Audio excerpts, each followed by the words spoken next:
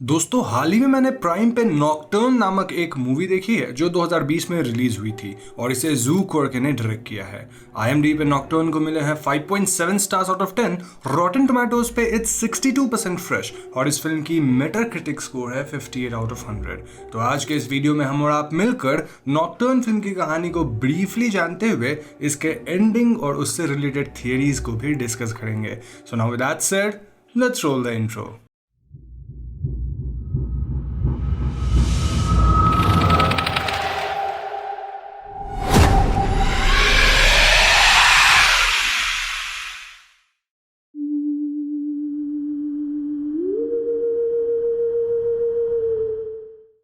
तो दोस्तों मूवी की शुरुआत एक लड़की से होती है जिसका नाम मोयरा होता है और वो वायलिन बजा रही होती है। वो फेमस कंपोजर टार्तिनी की डेविल्स ट्रिल प्ले कर रही होती है जब उसकी घड़ी 6 बार बजती है और वो वायलिन को रख देती है। उसके रूम में अचानक से एक अजीब लाइट आती है और वो अपने रूम के विंडो से कूद कर अपनी जान दे देती है। यहाँ हम व्यूअर्स उसके रूम में बने कुछ अजीब ड्राइंग्स और राइटिंग्स को भी देखते हैं और इनके बारे में आपको वीडियो में आगे पता चलेगा। तो इसके बाद हम दो ट्विन सिस्टर्स से मिलते हैं जिनका नाम जूलियट और विवियन होता है और दोनों एक प्रेस्टिजियस परफॉर्मिंग आर्ट स्कूल में क्लासिकल पियानो की पढ़ाई कर रहे होते हैं। जूलियट और विवियन अपने फाइनल ईयर में होती हैं जहां विवियन एक प्रोडिजी होती है, यानी कि शी वाज वेरी टैलेंटेड और वो एक प्रेस्टिजियस स्कूल में एक्सेप्ट हो चुकी थी। वहीं दूसरी तरफ उसकी बहन जूलियट एक गैप ईयर लेती है क्योंकि वो किसी स्कूल में एक्सेप्ट नहीं हो पाती। और तो और जूलियट हमेशा विवियन के टैलेंट के तले ओवरशैडो हो जाती थी जिससे वो अपनी ही बहन से जेलस होने लगी थी। असल में म्यूजिक का शौक पहले जूलियट को था और बाद में विवियन भी इसमें इंटरेस्ट लेने लगी। जहां जूलियट ने सब कुछ सैक्रिफाइस करके अपनी पूरी लाइफ म्यूजिक को दे दी थी, वहीं विवियन के नेचुरल टैलेंट की वजह से वो जूलियट को हमेशा पीछे छोड़ जाती थी। खैर, जूलियट और विवियन को उनके स्कूल में पढ़ने वाली लड़की मोयरा के खुदकुशी के बारे में पता चलता है और स्कूल वाले एक फोर्थ कमिंग फंक्शन में उसके जगह किसी दूसरे स्टूडेंट की तलाश में एक ऑडिशन भी रखते हैं। अब जूलियट को यह ऑडिशन किसी तरह जीतना था ताकि वो विवियन को हरा के म्यूजिक के फील्ड में अपना नाम बना सके। मीनवाइल जूलियट को मोयरा की थियरी बुक मिल जाती है और उसे उसमें ढेर सारे अजीब ड्राइंग्स और राइटिंग्स मिलते हैं। क्योंकि मोयरा स्कूल की टॉप स्टूडेंट थी तो जूलियट उसकी डायरी फेंकती नहीं है बल्कि उसे स्टडी करने लगती है। उस रात वो चुपके से मोयरा के नोटबुक से एक म्यूजिकल पीस प्ले करती है जो कि और कुछ नहीं बल्कि डेविल्स ट्रिल था जो मोयरा मरने से पहले बजा रही थी। तभी वहां स्कूल के एक टीचर डॉक्टर कास्क आ जाते हैं जो कि विवियन के मेंटोर थे और वो सिर्फ बेहद टैलेंटेड स्टूडेंट्स को ही पढ़ाते थे। जूलियट वहां से चली जाती है पर वो मोयरा का नोटबुक स्टडी करना कंटिन्यू रखती है और उस बुक के ड्राइंग्स वगैरह देखकर उसे अजीब विजन्स आते हैं जैसे वो पिक्चर्स मूव कर रहे हो, उससे बातें कर रहे हो इत्यादि, और धीरे धीरे जूलियट का बिहेवियर बदलने लगता है। एनीवेज दोनों बहन स्कूल में हो रहे ऑडिशंस में भाग लेते हैं पर आखिरी समय जूलियट भी वही पीस परफॉर्म करने का डिसाइड करती है जो उसकी बहन विवियन करने वाली होती है। जब जूलियट ऑडिशन के लिए जाती है तो वो अच्छा प्ले करती है और ये देखकर टीचर्स हैरान होते हैं और विवियन भी गुस्सा होती है। पर तभी ऑडिशन के बीच उसे एक विजन आ जाती है जिसमें वो खुद को मोयरा के रूम में पाती है और वो देखती है कि वो एक फंक्शन में पियानो परफॉर्म कर रही है और उसे उसके परफॉर्मेंस के लिए फूल और स्टैंडिंग ओवेशन भी मिलता है। जूलियट की आंखों में अचानक आंसू आते हैं और उसे जल्दी होश आता है और वो रियलाइज करती है कि वो तो ऑडिशन के बीच ही बेहोश हो गई थी। जूलियट एकदम इमोशनली बिखर जाती है जब उसे पता चलता है कि उसकी बहन विवियन को वो स्पॉट मिल गया है, यानी कि जूलियट रिजेक्ट हो चुकी थी। इसके बाद जूलियट अपने ही मेंटर रॉजर से लड़ाई करती है और वो उन्हें एक्यूज करती है कि वो उसे अंडर एस्टिमेट करते हैं और सपोर्ट नहीं करते, क्योंकि रॉजर जूलियट को कन्फ्रंट करते हुए कहते हैं कि आखिरी समय पे जूलियट को अपना म्यूजिकल पीस बदलना नहीं चाहिए था। इस झगड़े के चलते रॉजर जूलियट को थप्पड़ मार देते हैं और इसी कारणवश वो सस्पेंड भी हो जाते हैं। इस पॉइंट पे हम रियलाइज करते हैं कि जहां पहले जूलियट बहुत शाई थी अब वो काफी कॉन्फिडेंट हो चुकी थी और ये सब किसी तरह उस डायरी की वजह से हो रहा था। रॉजर के सस्पेंशन का फायदा उठाकर जूलियट विवियन के मेंटर डॉक्टर कास को एज ए मेंटर चूज करती है और डॉक्टर कास का स्कूल में काफी नाम था। डॉक्टर कास जूलियट की टेक्निक देखकर बोलते हैं कि जूलियट की टेक्निक विवियन के बराबर नहीं तो उससे अच्छी ही है, पर विवियन में जो पैशन है वो जूलियट में नहीं है। इतना ही नहीं, वो ये भी कहते हैं कि विवियन का पैशन ऐसा है कि वो प्ले करती एज इफ डेविल उसके दरवाजे के बाहर है और स्कूल की टॉप स्टूडेंट मोयरा ऐसे परफॉर्म करती थी एज इफ डेविल उसके रूम में है। उस रात जूलियट फिर से मोइरा का नोटबुक पढ़ती है और जब वो मिरर में उसमें ड्रॉ किए गए पिक्चर्स को देखती है तो वो फाइनली रियलाइज करती है कि नोटबुक में किसी तरह के रिचुअल का डिपिक्शन था जिसमें टोटल 6 स्टेप्स थे। पहले 5 स्टेप्स के पिक्चर्स उनके नाम तो लिखे हुए थे पर 6th स्टेप के बारे में कुछ लिखा नहीं था क्योंकि वो आखिरी पन्ना फटा हुआ था। अब बुक को पढ़ते पढ़ते जूलियट सो जाती है और रात को उसका फोन बजता है जिससे वो उठ जाती है और उठने के बाद उसे अपने रूम में एक अजीब लाइट दिखती है। जूलियट इस लाइट के पीछे जाती है और तभी मिरर में उसे मोइरा का एक विजन दिखता है जो जूलियट की तरफ देखकर स्माइल करती है। ये देखकर जूलियट डर जाती है और चिल्लाने लगती है पर वो जल्दी रियलाइज करती है कि ये सिर्फ उसका एक सपना या फिर एक विजन था। तभी जूलियट को विवियन के बॉयफ्रेंड मैक्स का मैसेज आता है और मैक्स जूलियट को एक सीक्रेट पार्टी में इनवाइट करता है। जूलियट उस पार्टी में जाती है और वहां मैक्स उसे कुछ ड्रग्स देता है जिससे जूलियट को अजीब फील होता है। वहां जूलियट विवियन को भी देखती है जो कि कोने में किसी और लड़के से फोन पे बात कर रही होती है। यानी कि जूलियट को पता चलता है कि विवियन का मैक्स के अलावा किसी और के साथ भी अफेयर चल रहा था। अब क्योंकि ड्रग्स लेने के बाद जूलियट को कुछ ठीक नहीं लग रहा था तो मैक्स कुछ देर के लिए जूलियट के साथ बैठ जाता है और दोनों बॉन्ड करने लगते हैं। पर तभी वहां विवियन आ जाती है और वो जूलियट को भला बुरा कहकर धक्का दे देती है जिससे दोनों बहनों में झगड़ा हो जाता है और जूलियट वहां से भाग जाती है। विवियन जूलियट का पीछा करती है पर जूलियट को रास्ते में एक अजीब सा लाइट दिखता है जिससे वो रुक जाती है। और दोस्तों ये वही लाइट था जिसके पिक्चर्स जूलियट ने मोइरा के बुक में देख रखे थे। इस लाइट से जूलियट तो रुक जाती है पर विवियन को ये लाइट नहीं दिखता और वो जूलियट के पीछे पीछे भागते हुए गलती से एक क्लिफ से नीचे गिर जाती है। जूलियट ये देखकर डर जाती है और वो वहां से भाग जाती है।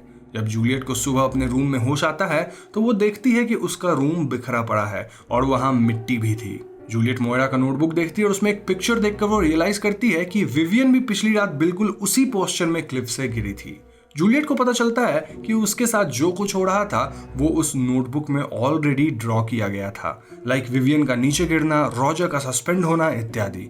यानी कि वो नोटबुक जूलियट से एक तरह से सैक्रिफाइसेस लेता था ताकि बदले में जूलियट को वो स्पॉटलाइट मिल सके जिसके चलते सभी उसके म्यूजिक की प्रशंसा करें।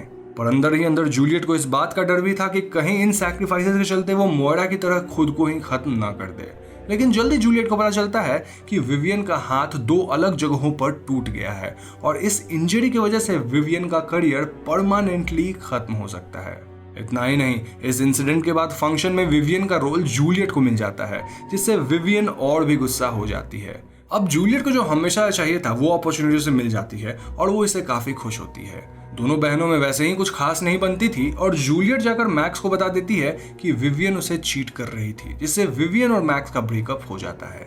बाद में जूलियट को फिर से एक और विजन आता है जिसमें वो देखती है कि मोइरा की तरह वो भी बिल्डिंग से कूदकर अपनी जान दे देती है और जब वो होश में आती है तो वो रोने लगती है। तभी जूलियट के पास मैक्स आता है और वो दोनों इंटीमेट होते हैं पर मैक्स इस इंसिडेंट के बाद गिल्टी फील करता है और वहां से चला जाता है। लेटर ऑन जिस दिन जूलियट और विवियन का बर्थडे होता है उस रात जूलियट डॉक्टर कास्क को पार्टी में बुलाती है और पार्टी के दौरान क्लासिकल म्यूजिक को डिस्कस करते हुए डॉक्टर कास्क सबको टार्टिनी की कहानी बताते हैं। असल में टार्टिनी एक फेमस कंपोजर थे और ये कहानी 1700s की है जब टार्टिनी को कोई नया कॉम्पोजिशन नहीं सूझ रहा था और वो इतने दुखी थे कि वो अपनी जान लेने वाले थे।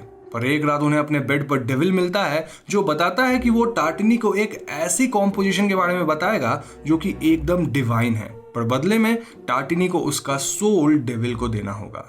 टार्टिनी राजी हो जाते हैं और डेविल उन्हें डेविल्स ट्रिल की कॉम्पोजिशन बताता है जो अगले दिन टार्टिनी कंपोज करते हैं और आज भी ये कॉम्पोजिशन क्लासिकल म्यूजिक में काफी पॉपुलर है। इस कहानी के माध्यम से डॉक्टर कास्क बताना चाहते थे कि म्यूजिक आसान नहीं है और अच्छा म्यूजिशियन बनने के लिए लोगों को सैक्रिफाइस देनी पड़ती है। पार्टी के बाद विवियन वहां से चली जाती है और डॉक्टर कास्क जूलियट को लेकर अपने घर जाता है क्योंकि अगले ही दिन जूलियट का परफॉर्मेंस था।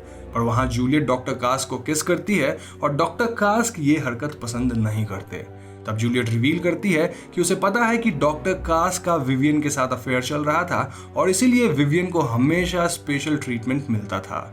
डॉक्टर कास्क को जूलियट का झगड़ा होता है और गुस्से में जूलियट डॉक्टर कास्क की एक प्रेस्टिजियस ट्रॉफी भी जला देती है और वहां से चली जाती है। डॉक्टर कास्क आग से अपनी ट्रॉफी को निकालने की कोशिश करते हैं और दोस्तों ये इमेज भी मोइरा के नोटबुक में पहले से ड्रॉ की हुई थी। अब क्योंकि आखिरी पेज फटा हुआ था तो जूलियट को अल्टीमेट सैक्रिफाइस के बारे में प्रॉपर आइडिया नहीं था, पर उसे इस बात की भनक तो थी कि अल्टीमेट सैक्रिफाइस उसे खुद देना होगा। बाद में जूलियट एक ट्रांस में चली जाती है और इस दरमियान वो उसी नोटबुक में लिखने और ड्रॉ करने लगती है।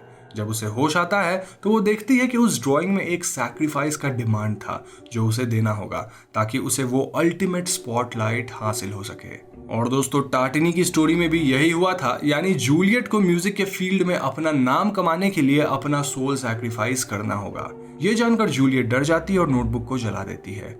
अब फंक्शन के दिन जूलियट के परफॉर्मेंस से पहले विवियन उसके पास आती है और उसे अक्यूज करती है कि कैसे जूलियट ने विवियन के पूरे करियर और लाइफ को तहस नहस कर दिया है। विवियन जाते जाते जूलियट से यह भी कहती है कि जूलियट सिर्फ एक एवरेज पियानिस्ट है और वो विवियन जैसी टैलेंटेड कभी नहीं हो सकती। विवियन के वहां से जाने के बाद जब जूलियट स्टेज तक जाती है तो उसे पैनिक अटैक आता है और वो छत पर चली जाती है। वो छत से कूदने ही वाली होती है कि उसे एक हैलुसिनेशन आता है जिसमें वो देखती है कि वो परफॉर्म कर रही है और उसके परफॉर्मेंस के बाद सभी लोग उसे स्टैंडिंग ओवेशन दे रहे हैं और विवियन भी उसे चीयर कर रही है। लेकिन जल्दी हमें रिवील होता है कि वो सिर्फ जूलियट का विजन था और असल में वो छत से कूद चुकी होती है। जूलियट की बॉडी कैंपस के एक स्कल्पचर के ऊपर गिरती है जहां मरते वक्त वो स्माइल करती है, पर कैंपस का कोई भी स्टूडेंट उसे नोटिस तक नहीं करता। मूवी यहीं पर खत्म हो जाती है। तो दोस्तों, ये थी नॉकटर्न मूवी की कहानी और अब बात करते हैं इसके एंडिंग और उससे रिलेटेड कुछ थियरीज की।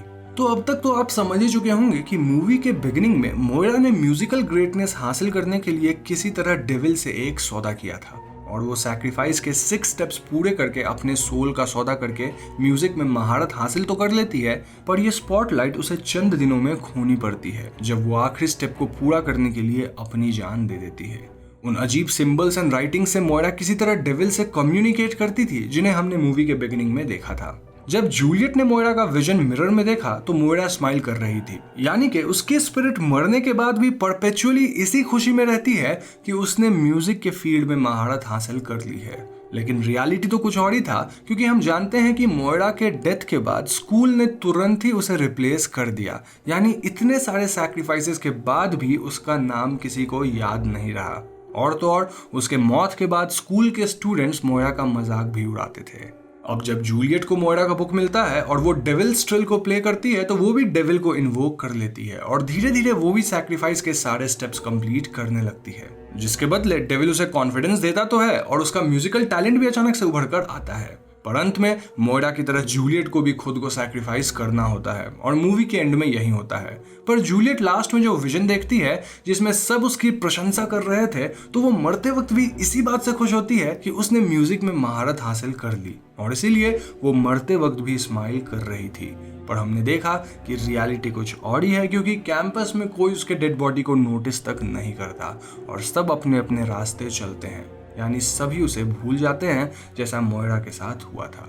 यहाँ कुछ लोगों का मानना है कि जूलियट मरी नहीं थी बल्कि उसका डेथ बस एक विजन था, पर मैं इस बात से अग्री नहीं करता, क्योंकि जब मोयरा ने सारे स्टेप्स कंप्लीट किए तो उसे भी अल्टीमेट सैक्रिफाइस देनी पड़ी और जब जूलियट ने भी सारे स्टेप्स कंप्लीट किए तो इट्स नॉट पॉसिबल कि डेविल उसे बख्श देगा। इस मूवी में दिखाया गया है कि जूलियट को एंजाइटी थी और वो इसके लिए पिल्स वगैरह भी ले रही थी, पर अगेन काफी सारे हॉरर मूवीज की तरह यहाँ भी मेंटल हेल्थ इशू को एज ए क्रच इस्तेमाल किया गया है, जहाँ ये दिखाने की कोशिश की गई है कि जूलियट की दिमागी अवस्था कुछ ठीक नहीं थी, यानी कि वो स्टेबल नहीं थी।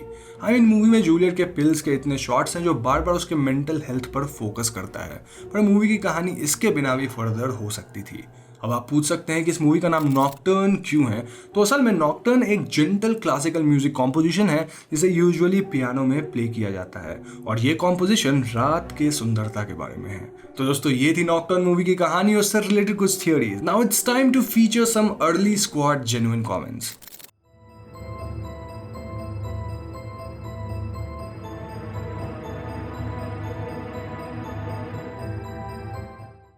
तो मुझे पूरी उम्मीद है कि आपको ये वीडियो इंटरेस्टिंग लगी होगी। अगर वीडियो पसंद आई तो लाइक और शेयर जरूर करें और जाने से पहले हमारे चैनल हॉन्टिंग ट्यूब को सब्सक्राइब करके बेल आइकन को जरूर दबा दीजिएगा, क्योंकि हम अपने चैनल पे ऐसी वीडियोस लाते रहते हैं। पीस।